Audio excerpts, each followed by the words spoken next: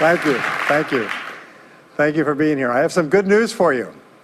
More people are going to make more money in the next few years than have been made in all of human history. In the year 1900, there were 5,000 millionaires in America. In the year 2000, there were 5 million millionaires. That's an increase of 1,000 times. Now, there was a leveling off in 2001, 2002. In the last 2 years, the number of millionaires has jumped 33%. It's jumped to 8.2 million millionaires in America, and virtually all of them are self-made, which means they started without a pot to you-know-what in or a window to throw it out of. And they've made it in one generation. When we look at the wealthiest people in America today, Warren Buffett, Michael Dell, of course, Bill Gates, Paul Allen, and the Walton family, all first-generation multi-billionaires. We have a $12 trillion economy today that is growing at the rate of $500 to $600 billion a year, and all that money is going through somebody's fingers, and your job is to make sure it goes through yours and some of it sticks. Is that a good goal for today? And my job is to show you how to do it. The good news is that all the answers have been found. Self-made millionaires have been studied exhaustively. They've been analyzed. They've been interviewed by the hundreds of thousands and millions. And what we know is exactly who they are and what they do and how they think and how they tick and the decisions they make and the things that they do and they don't do. And the wonderful thing is this: if you do what other successful people do, you eventually get the same result that they do. Now, some people say, well, I started off without any money and I don't have any money now. Well, join the crowd. Nobody's got any money. Most people are broke up until their 40s and 50s. So if you're broke today, you're just one of the gang. The only question is, do you stay there? And the answer is no. Now, when I started off in this many years ago, I came from very poor beginnings. I did not graduate from high school. I finished in the half of the class that makes the top half possible. When I left school, I dropped out of high school. I could only get laboring jobs.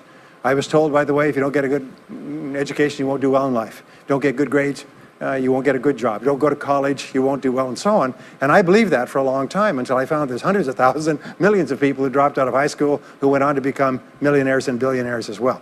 The reason I say that to you, by the way, is don't let it hold you back. Don't let any experience that you've ever had in your life act as a brake on your potential, because there's hundreds of thousands of people who've had it worse than you could ever dream of, who've gone on to accomplish wonderful things.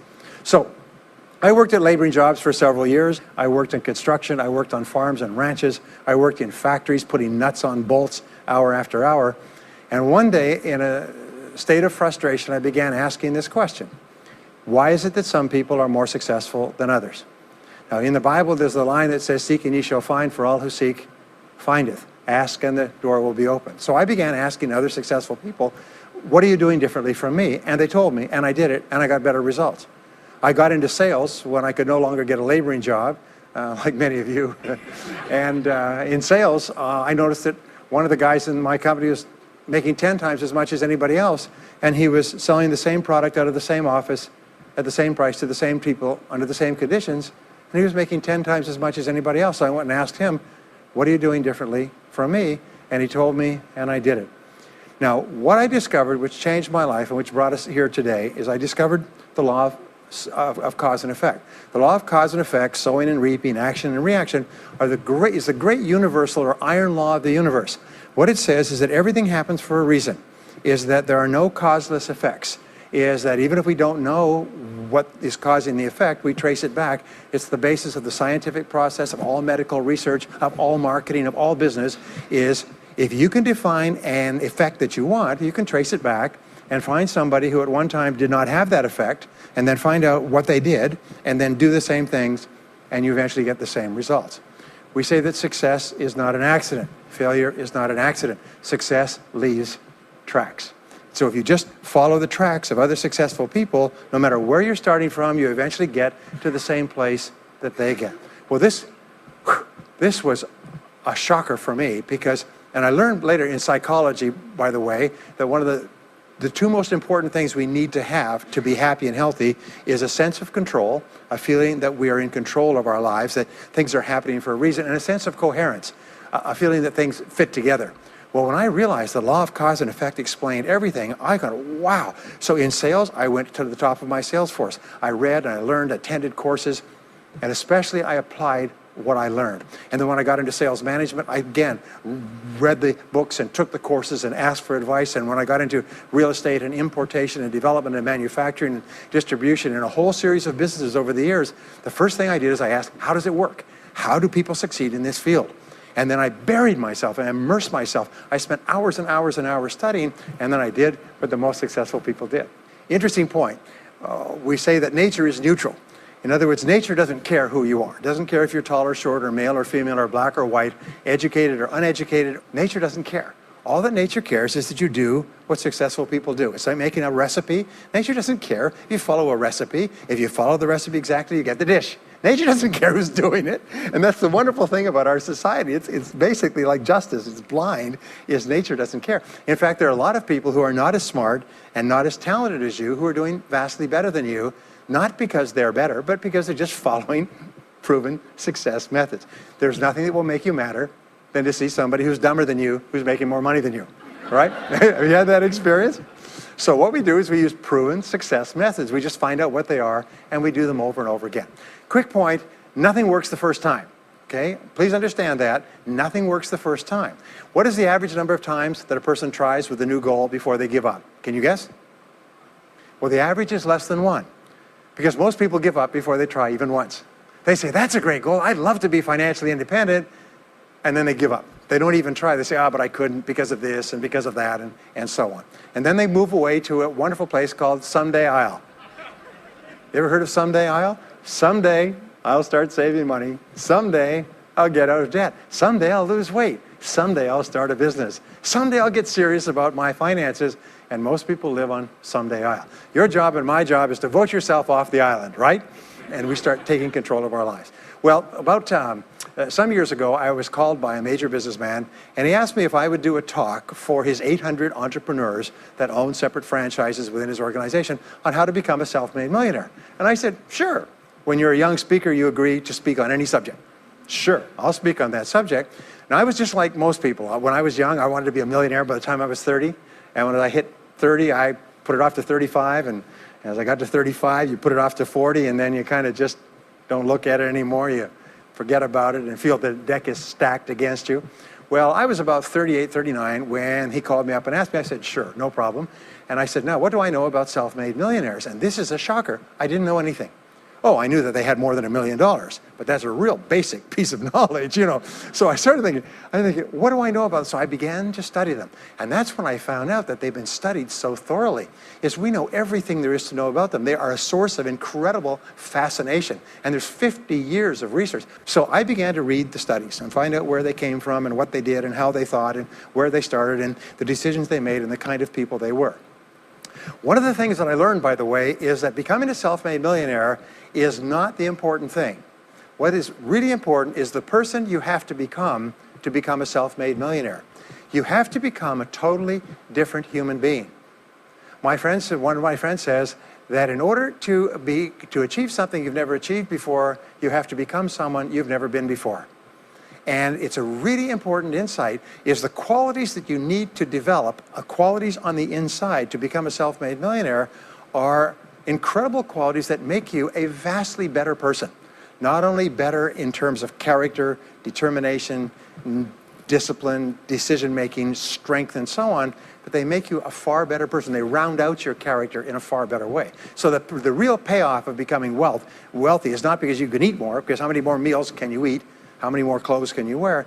But it's the kind of person that you become, and then the kind of people that you associate, the kind of life that you have. And so the things that we're going to talk about now, and I know that you're some of the smartest people in our country, so I'm going to give you these ideas very quickly, like dealing cards. What I found in my research is that there's a series of qualities that self-made millionaires have. If you have these qualities, your success is virtually guaranteed. And if you don't have these qualities, the qualities are learnable. Point number one is that all business or sales skills are learnable. All financial skills are learnable. If you can drive a car, you can learn any skill. If you can drive a car, you can learn the skill. Now, number two is you're probably only one skill away from doubling your income right now. You're probably only one skill away from setting yourself on the road to becoming a self-made millionaire. That turns out to be the case for almost everyone. And if you don't know what that skill is, maybe over the course of the time we spend together, it'll jump out at you. But whatever it is, you've got to find it out and go to work on it, because it is learnable. It's a learnable skill. People say, well, I've never been very good with money. Well, get over it. The fact of the matter is, you can learn what you need to learn to achieve anything that you want to achieve.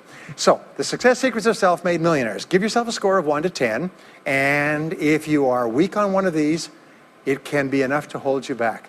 If you're strong on all of these, then there's no limit to what you can accomplish. The first is to dream big dreams. Dream big dreams.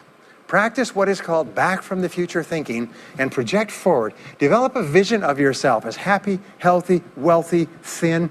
Practice what top people practice, which is what is called idealization. You project forward several years and you imagine that your life is perfect in every way. Imagine that you have no limitations.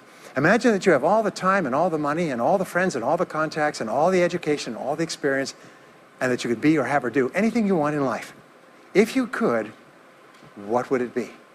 If your life were perfect in 5 years, what would it look like? How much would you be earning? How much would you be worth? What kind of a family life would you have? What kind of health would you have? What kind of car would you be driving? What would your life be like if you could wave a magic wand and make it perfect in every way?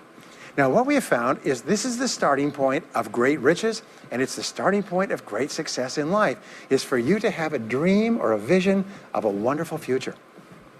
Here's an exercise that we give people in our audiences, is take a sheet of paper and make up what is called a dream list. Now, imagine this is kind of like a kid's Christmas list, and that it just allows you to just run wild and just write down everything that you could think of that you could possibly want.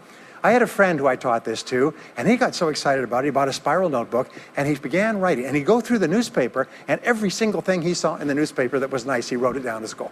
He ended up, first time through, with 330 goals. With the end of the month, he had 500 things that he wanted. The interesting thing was that his life exploded.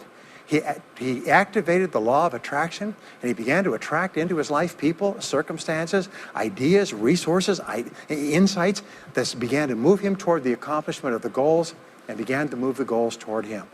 Number 2 is to do what you love to do. Whenever you find people who are really successful in life, they're people who do what they love to do. They love their work. The great rule for success in life is to find something that you love to do and then find a way to make a living doing it. Now, when you find what you love to do, it'll be something that gives you energy, it motivates you, it enthuses you. It's probably something that you were meant to do from the time you were born. And when you ask self-made millionaires, what sort of work do you do? They'll often say, I've never worked a day in my life. I just do what I like to do. I had a graduate in my course once who came up to me and said, you know, that's interesting. He said, when I was a little boy, I loved to study airplanes. He said, I got airplane books, and I had airplane models, and I had toy planes, and then I got into competitions with remote-controlled planes. He said, when I grew up and went to school, I studied aeronautical engineering. He said, today, he said, I'm 35. He said, I own 3 companies. One builds small aircraft. Another one repairs and services small aircraft. Another one is in leasing and chartering small aircraft. He said, I've never worked a day in my life. He said, I've just played with planes since the time I was a kid. So one of the things that you can do is go back to the time when you were young, as a child between the ages of 7 and 14, before you discovered boys or girls, and what is it that you really love to do? And you'll often find that within that is something you're supposed to do as an adult. Number 3 is commit to excellence. Now, this is really, really important, and I had a hard time with this as a young man because I was never good at anything. I was never picked for any team, and if I was picked, I was the first person cut. I got lousy grades in every class. I got fired from multiple jobs. I even got fired from a job pumping gas once. Can you imagine that? Being fired for pumping gas because you're no good. They came out and said, you're no good at pumping gas. How can you be no good? Little old ladies can pump gas, and here I was no good at pumping gas. Anyway, so I got fired. I went from job to job, and then I discovered that all people who are successful are excellent at what they do. You know the old question they asked Willie Sutton, the bank robber, why do you rob banks? He said, well, that's where the money is. Well, being in the top 10% is where the money is. So what you have to do is you have to pay any price and make any sacrifice to get into the top 10% in your field. Now, here's the good news. If you're doing what you love to do, you will want to be in the top 10% in your field. If you don't want to be excellent at what you're doing, it means you're in the wrong field. It just means that you're marking time, you're treading water. And there's a lot of people who are in their field and they do their job and they go home at night and don't think about their work and so on. And this kind of an attitude means that you have no future. You have a very shaky present. That crackling sound you hear is the ice breaking under your feet, okay? And you have no future, because if you're not doing what you love to do and throwing your whole heart into it, you're just marking time.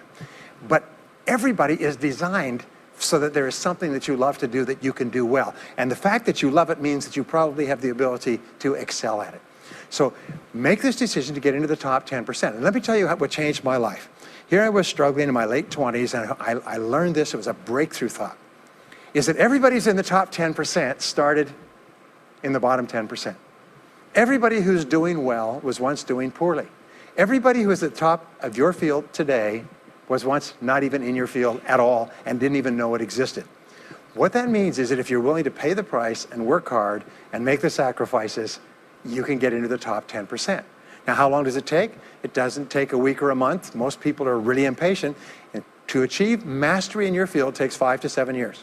People say, 5 to 7 years? Geez, I'll be 5 to 7 years older before I start enjoying the big rewards. Well, how much older will you be in 5 to 7 years anyway? Now, here's an important point. Are you ready? The time is going to pass anyway. The time is going to pass. 5 to 7 years from now, 5 to 7 years will have passed. The only question is, are you going to be at the top of your field, or are you still going to be down there with the mediocre 80%? And the wonderful thing is nobody's better than you, and nobody's smarter than you. If anybody else is at the top of their field, it means that you can be at the top of your field. Just go to them and find out how they got there, because they started at the bottom. Now, it may take longer for some people and less for others, but everybody who puts one foot in front of the other and keeps moving eventually gets there. And that's where all the rewards are. And not only that, that's where all the joy in life is. When you're really good at what you do, you feel wonderful about yourself. You're respected and esteemed by everybody around you. You can write your own ticket. You can open any door when you're good at what you do. Because you get up in the morning and you know you're good. And that is more important than the rewards that go with it. The next key is to develop your unique talents and abilities. Every single person is designed from infancy with special talents and abilities that, if you develop them to their height, can enable you to accomplish anything you want in life. Everyone is genetically structured to be able to do something superbly, to do something they enjoy, to do it well, and to get great satisfaction from it. Peter Drucker often asks the question, what are you good at? What are you good at today? What should you be good at? What could you be good at? What will you be good at? And so one of the questions that we ask is, looking back in your life, what has been most responsible for your success up to now? What has been most responsible in the past? What is it that you have done that has gotten you the best results? Because as we said before, success leaves tracks. And if you look back into your past, you'll often find indicators that guide you to your future. Do you remember that fellow that won $300 million in the lottery? He was a high school physics teacher. And they asked him what he's going to do with it. He said he's going to take a week off and then get back to work, because he doesn't want to give up his job teaching high school physics, because he loves his work so much. That is a person who's in the right place for him. And now he can just drive to it in a nicer car. Anyway, now the next key to becoming a self-made millionaire is to see yourself as self-employed. What we found is the top 3% of adults in our society see themselves as self-employed. They see themselves as in charge of their own lives. When I started off my career as a young man, I was 21 years old, working as a construction laborer, living in a one-bedroom apartment, broke, taking buses 2 hours every morning to get to work, and buses 2 hours to get back. I still remember that, and I still remember a light going off one evening. I was sitting there in my little apartment, in my little kitchen alcove, and I suddenly realized that I was responsible, that I was in charge of my own life, that no one was coming to the rescue. And it was one of the great turning points in my life. So what you find is that all exceptional people are highly responsible people. They look upon themselves as self-employed. Sometimes I'll ask an audience, I'll say, how many people here are self-employed? And some people will raise their hand and some won't. I'll say, now what's the true answer to this question? And the true answer is that everyone is self-employed. The biggest mistake you could ever make is to ever think you work for anyone else but yourself. Even if someone else signs your paycheck for you all your life, the most valuable people in any organization are the people who treat the company as though it belongs to them. They see everything that happens as affecting them personally. They're not the 9-to-5ers, the no-hopers that say, yeah, well, I go to work. When I'm not at work, I don't think about my work. These people, somebody has told them that's a clever way to think. It's the way losers think. Winners think about their company, and when they're not there, they think about how they can do it better. When something happens in their company, they take it personally because they see themselves as highly responsible. As a result, they're paid more, they're given more educational opportunities, they're promoted faster, and these are the people that eventually, like cream, rise to the top of every organization and every industry, the top 3%. The next key to becoming a self-made millionaire is to develop a clear sense of direction. Developing a clear sense of direction means that you need to become intensely goal-oriented. We find that all successful people are goal-oriented. There's an old saying, you can't hit a target that you can't see. You've got to know what you want in every area of your life. Some years ago, I worked with the Hunt Oil Company in Texas. The Hunt Oil Company was founded by H.L. Hunt, who became the wealthiest, self-made, multi-billionaire in the world. At his peak, he owned 200 companies and had a royalty income of $3 million a day. Most phenomenal man, by the way. And he was interviewed by a friend of mine on television before he died in the early 70s. And he was asked, what are the secrets to success? He said, the keys to success have only been two through all my life, and I will tell you what they are. He said, number one, he said, decide exactly what it is you want and write it down and make a plan to achieve it. And number two is determine the price you're going to have to pay to get it, and then resolve to pay that price. Now, where the law of sowing and reaping cause and effect, I learned an additional point to that. I learned that your current life today is the result of the price you've sown up to now. Is whatever you've put in, you get out. So whatever you're getting out today is a result of what you've put in. If you don't like what you're getting out, what you have to do is you have to put in something different. What I found is this, is that life is always just in the long run. So therefore, life says this, is there's a price you have to pay, and there's two qualities. First of all, you have to pay the price in full for your success of study, preparation, hard work, and so on. And second of all, you have to pay the price in advance. You don't get it afterwards. The way the world works is first you put in what you need to put in, and then you get out the rewards. So you have to ask yourself, what is the price that you have to pay to achieve the success that you desire? And you have to write it down and make a plan and work on it every day. Now let me give you a quick exercise, which is my only take-home or homework exercise for our time together. I want you to take a piece of paper like this and write down 10 goals that you'd like to accomplish in the next 12 months. Write the word goals and today's date at the top of the page. Write down 10 goals you'd like to accomplish, and then ask yourself this great question. If you could only accomplish one goal on this list, but you could accomplish it within 24 hours, which one goal would have the greatest positive impact on your life? Now this is a great question because it'll usually jump out at you. You say, that's the one. If I had this, that would have more of an impact on my life than anything else. Sometimes it's a financial goal, sometimes it's a health goal, sometimes it's a relationship goal. But whatever it is, put a circle around that goal and then turn the page over and write it at the top of the page. Set a deadline on the goal, make a list of everything that you could think of to do to achieve the goal, and then begin working on your list. And here's the kicker, do something every day. Do something every day that moves you one step forward towards your major goal. My promise to you that this exercise, selecting your most important goal, making a plan, and working on it every day, will change your life in ways that you cannot imagine. They say that people begin to become great when they determine their major definite purpose, their number one goal, and work on it every day. It is the secret to becoming a self-made millionaire. It's the secret to great success in life. My promise to you is a week, a month, a year from now, you'll look back and you'll be absolutely staggered at the difference it makes. I was giving a seminar not long ago, and a gentleman came up to me. He said, you know that goal-setting exercise? It changed my life 10 years ago. He said, I was broke, I was divorced. He says, I was an alcoholic, and somebody dragged me to one of your seminars. He said, and I did that exercise and I picked my major goal. He said, it changed my life. I said, in what way? He said, today, he said, I'm worth $40 million. I said, wow. He said, yes, and I owe it to that lesson. Next is refuse to consider the possibility of failure. It's the most amazing darn thing is that the fear of failure is the greatest single obstacle to success in adult life. And it's not failure itself, because each one of you is a professional failure. Each one of you has failed over and over and over again. Isn't that true? All of us fail. All human beings fail over and over. 9 out of 10 things that we try don't work out the way we expected. We have failures in relationships and in jobs and in careers and investments and everything. It's not the failure that holds you back. The failure makes you smarter. We say that it is the fear of failure, not failure, that holds you back. And the way that you overcome failure is you never consider the possibility of failure. The rule is this, is there's no such thing as failure, there's only feedback. Is when you try something that doesn't work, you get feedback, not failure. And recognize that most things you try aren't going to work the first few times. So what you do is you say, oh, that's an interesting bit of feedback. And you pick yourself up and you move forward and you have more feedback and you move forward. To become a self-made millionaire, you're going to fail over and over again, year after year after year. But your brain has a cybernetic mechanism, which means that every time you try something, you get feedback, which makes you smarter. And when you try something else, you get feedback, which makes you smarter. And eventually, you reach the point where you're too smart and you stop making mistakes. You start to do more and more things right and fewer things wrong. But you can't get there unless you have experienced the failures. Henry Ford once said that failure is merely an opportunity to more intelligently begin again.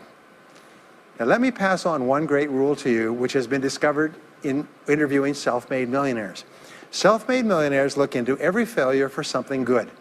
They say there's got to be something good in this that I can benefit from, and surprise, surprise, they always find it. Second is, self-made millionaires always seek the valuable lesson in every setback or obstacle or temporary failure, and they always find the lesson. Now, what do failures do? Failures whine and cry and think about what they've lost and blame their problems on someone else. Successful people say, what can I learn from this that will make me smarter next time? And my promise to you, those who seek find, is that if you go looking for a valuable lesson in the biggest problem that you're facing today, you'll always find the lesson. Here's another possibility. Your biggest problem today could be the biggest gift that you have ever received, because it may contain within it the lesson that will make you successful. If you stop thinking about what happened and who's to blame, and you start looking for the gift within your problem, sometimes it can transform your life. The next key is to dedicate yourself to lifelong learning. Now, what takes you from rags to riches is personal development, personal and professional development. In the 21st century, as Peter Drucker says, knowledge and skill are the keys to the 21st century. And the only thing that will be relevant, the only skill that will be relevant in the 21st century is the ability to learn new skills, because virtually everything you know is becoming obsolete at a rapid rate. Stephen Covey says that your current knowledge base has a half-life of 2 years, which means that half of everything you know will be irrelevant within 2 years. And 2 years from now, half more. So if you're not continually learning and upgrading your knowledge and skills, you're not staying in the same place. As Pat Riley says, the basketball coach says, if you're not getting better, you're getting worse. If you're not constantly learning, you're actually falling behind. So here are the 3 keys to continuous learning. Number 1 is read in your field 30 to 60 minutes each day.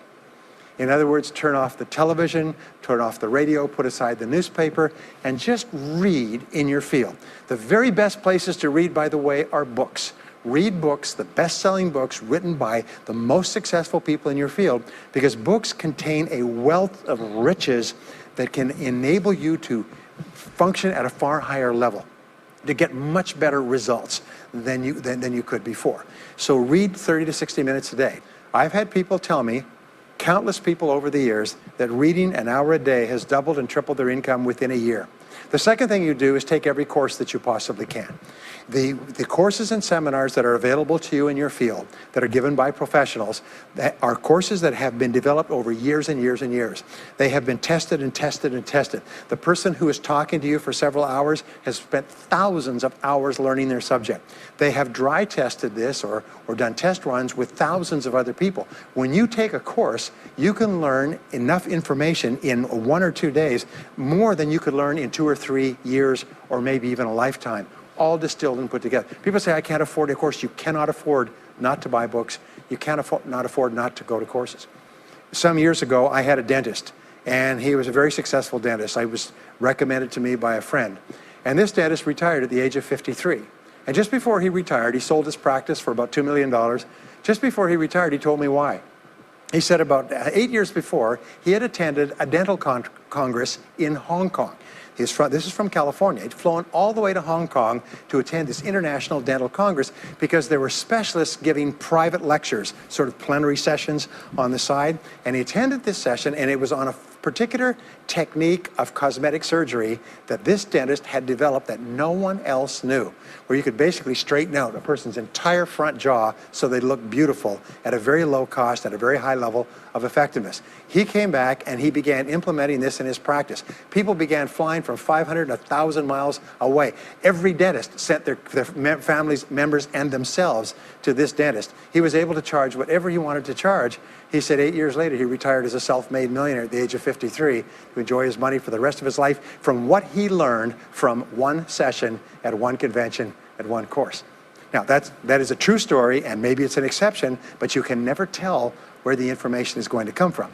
The third way that you can upgrade your skills is listen to audio programs in your car. The average driver drives 500 to 1,000 hours a year, 25 to 50,000 miles. If you listen to audio programs in your car, according to the University of Southern California, you will get the equivalent of almost full-time university attendance just listening to learning material as you drive around. It can totally and profoundly change your life. Very, very important. Here's an interesting point. The more you commit yourself to becoming the best person you can be, the more you like yourself and respect yourself. The more energy you have, the bigger goals you set for yourself, the more you persist. When you invest in yourself and you read and learn and upgrade your skills, you're telling yourself, wow, I am a person with a great future, and it's up to me to maximize my potential. And your self-esteem goes up, your self-respect goes up, your sense of personal pride goes up, and you started to get promoted more and paid more in every part of your life. Well, the next is to develop a workaholic mentality. In our society today, you hear all these people talking about take it easy, have balance in your life, relax, lean back, have fun at work, happy, get along with your coworkers. This is loser talk. Loser, loser, loser. Now, there's a time in your life when you can back off, all right? You can take it easy. But that's when you've made it, not before you've made it. Because before you've made it, you're in a competition with hundreds of thousands of millions of other people, like at the Olympics, who also want to make it. And in order for you to win, you are going to have to work harder and work better and work smarter than they do. So the rule is to develop a workaholic mentality. What does this mean? It means that you start a little earlier, you work a little harder, and you stay a little later. Use what I call the 40-plus formula. The 40-plus formula says that working 40 hours a week gets you survival, and that's all. You work 40 hours a week, you survive. You make no progress. You don't go ahead. You just barely hang on. Every hour that you invest in your work or yourself over 40 is an investment in your future. So you can tell what your future is going to be with unerring accuracy by looking at how many hours over 40 you put in. Now, how many hours does the average self-made millionaire in America work until he passes the $1 million mark? 59. Some of them work 70, 80, 90. The average is 59 hours. How much does the average top executive work? 59 hours. So that's rule number one, is the hours you put in over 40. If people say, well, my office is locked and I can't get in more than 40 hours a week, then good. Then spend the rest of the time investing in yourself, getting better at your work when you do it. Now, here's my second principle, and this principle changes your life. It is this, is work all the time you work. When you work, work, don't play. Fully 50% of working time today is wasted, and it's wasted in idle conversation, personal business, family phone calls, surfing the internet, reading the newspaper, drinking coffee, long lunchtimes, coming in late and leaving early. And then the other 50%, you're scrambling because you're behind because you've wasted so much time fooling around. Now you start to work, and you don't work on high priority tasks. You try to get rid of all the little stuff. So what happens is the big tasks begin to build up like an avalanche overhang, and they cause enormous stress. And you go home at night and you're thinking about this job, I've got to get this project finished, but I can't discipline myself to stop talking to my coworkers. Every time one of them comes in, like automatic, like a conditioned response, it's blah, blah time. Chatter, chatter, chatter, chatter, chatter, chatter, chatter, chatter. No, what you have to do is work all the time you work. If someone comes in and says, hey, you've got a minute to talk, you say, yes, but not now. Why don't we talk after work? Meanwhile, I've got to get back to work. I'll tell you what, why don't you go down the hall and ruin his career? But don't stand here and ruin mine. It's really important. There's a great story of a little girl goes to her mother and says, Mommy, why is it Daddy always brings his briefcase home and he works in the evenings and he works on the weekends and he doesn't spend any time with the family? And she says, well, honey, you have to understand, Daddy can't get all his work done at work, so he has to bring it home. She said, why don't they put him in a slower class? Next key is to get around the right people. This is a key for becoming a self-made millionaire, is get around the right people. Dr. David McClellan at Harvard did studies for 25 years looking into why it is that some people succeeded greatly in life. What he found was as much as 99% of your success in life is going to be determined by what he called your reference group. Your reference group are the people with whom you habitually associate. They're the people that you associate with at work, the people you associate with home, your church, your political party, your social circle. What he found in working with people is that changing a person's reference group totally transformed the way they think. Why? It's because we are like chameleons, and we absorb through the skin the attitudes, the opinions, the behaviors, the style of dress, the style of speech of the people with whom we associate most of the time. If you start to associate with winners most of the time, you find that they have a totally different worldview. They're positive, they're upbeat, they're focused, they're learning, they're growing, they're positive at what they're doing, and you start to become like that. We know that our relationships determine 85% of our happiness or unhappiness in life. In other words, if you have bad relationships, personal relationships, they will drag you down worse than a sea anchor. If you work for a bad boss, it'll destroy all your joy in work. If you have one negative coworker, they found that one negative person in an office can cast a blackness over the whole office because of his or her negativity. And so the most important thing you do is you choose your relationships with care and only associate with people that you like and respect and enjoy being around. Next is be prepared to climb from peak to peak. One of the keys to becoming a self-made millionaire is to realize that life is never one continuous train. It's always up and down. So it goes up. Like if you climb a mountain peak, you have to go down into the valley before you climb the next peak. So all of life is cycles and trends. All of life is cycles and trends. And there's up cycles and there's down cycles, and there's up trends and there's down trends. The question is, what is the general direction of your trends? We say this, is that life is 2 steps forward and 1 step back. Successful people focus on the 2 steps forward, and then they protect themselves on the downside. They build up cash reserves. They put in stop-loss orders on their stock market. They very carefully watch what they're doing. So they try to maintain that 2 steps up, and then they make sure that the 1 step back is not so far. And then they want to make sure that this curve is generally upward, so that each time there's a step back, they're still further ahead than they were before. The next one, which is to develop resilience and bounce back. Developing resilience and bouncing back is one of the key qualities of self-made millionaires, because as I said right at the beginning, most things won't work. This is a very interesting point, is that you're going to be knocked down over and over again. And what we know, as my friend Charlie Jones says, is you have to bounce, don't break. And when things go wrong, bounce. And so what I learned many years ago was this interesting technique of what is called mental rehearsal. And mental rehearsal says that you mentally prepare for the inevitable downturns before they occur. So you say, all right, in the course of life, things are going to go wrong, but when they do, I'm not going to become upset. I'm not going to get mad or angry or anything else. I'm just going to take it and learn from it and pick myself up and keep going. Sometimes I ask this question, does anybody here have any problems? Everybody says yes, everybody's got problems. Well, here's the rule, is all of life is a continuous series of problems. They never end. The problems just keep on coming, like the waves of the ocean. The only break in this unbroken series of problems will be the occasional crisis. So life will be problem, problem, problem, problem, problem, problem, crisis. Problem, problem, problem, problem, problem, crisis. It's like the waves of the ocean. 6 problems and a crisis, 6 problems and a crisis.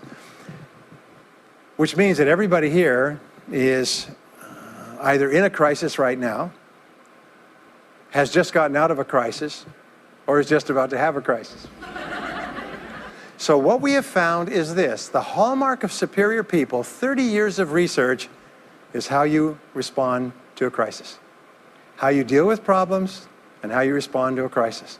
And what we have found is this, is superior people look for the solution to every problem.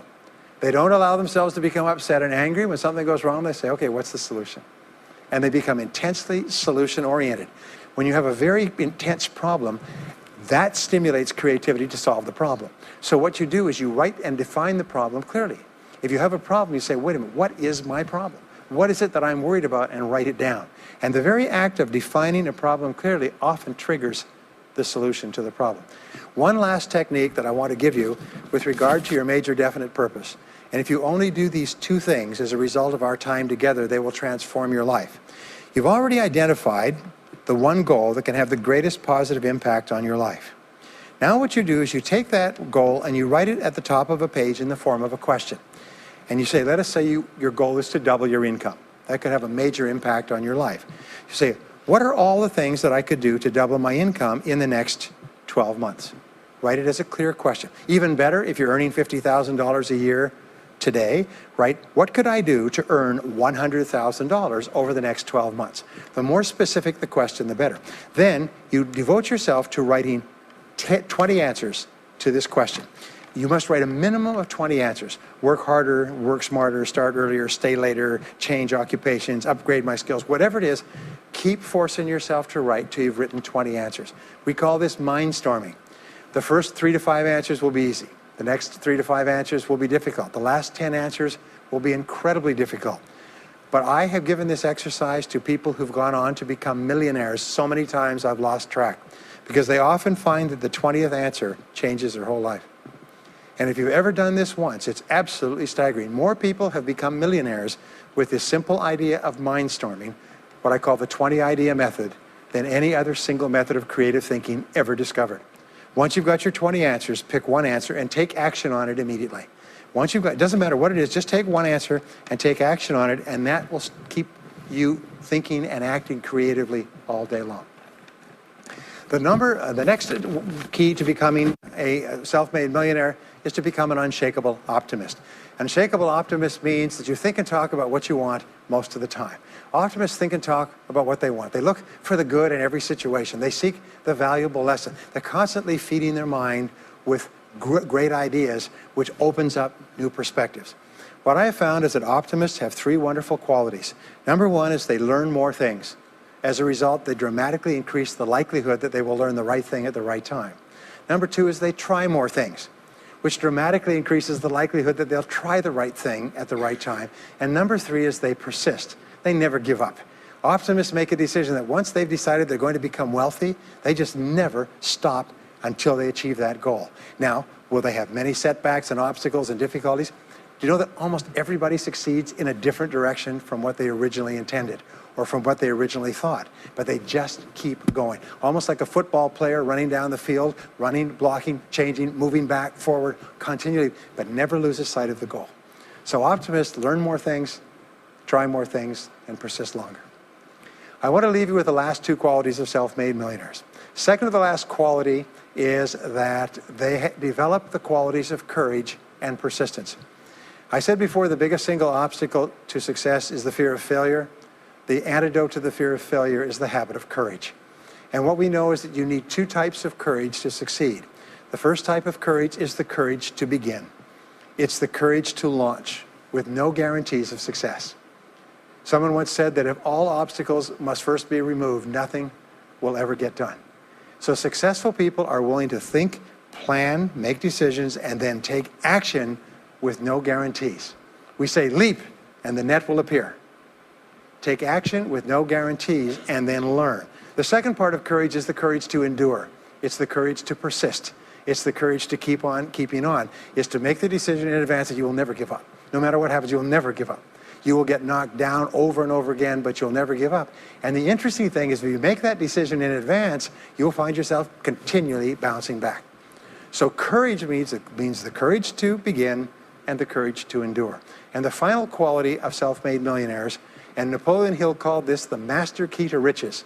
After studying 500 of the richest people in American history, he said is the quality of self-discipline. It's the ability to make yourself do what you should do, when you should do it, whether you feel like it or not. The quality of self-discipline is the quality that will make you a big success. It's the ability to force yourself to do what you know you should do. And here is the wonderful discovery. Persistence is self-discipline in action.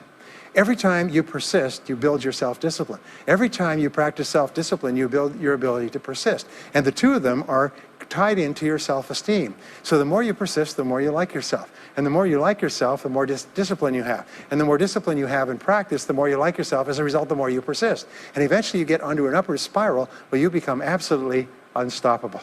You reach the point where you know you can achieve the goal and nothing in the world can stop you. And every step that you take forward makes you stronger and stronger and stronger until finally people say, I know one thing about him, I know one thing about her. You cannot stop him or her. Once they've decided they want something, they will not stop until they get it. And when you develop that quality, there will be nothing that is impossible to you. So let me just leave you with these last points. We're living at the very best time in all of human history. More people are going to make more money in the next few years than have ever been made in all of human history. More people are going to become millionaires and are becoming millionaires today at a faster rate than we've ever thought possible. And no one is better than you and no one is smarter than you. And if you do what other self-made millionaires do, then nothing in the world can stop you from eventually getting the same results as other self-made millionaires. And I hope you do. Thank you very much.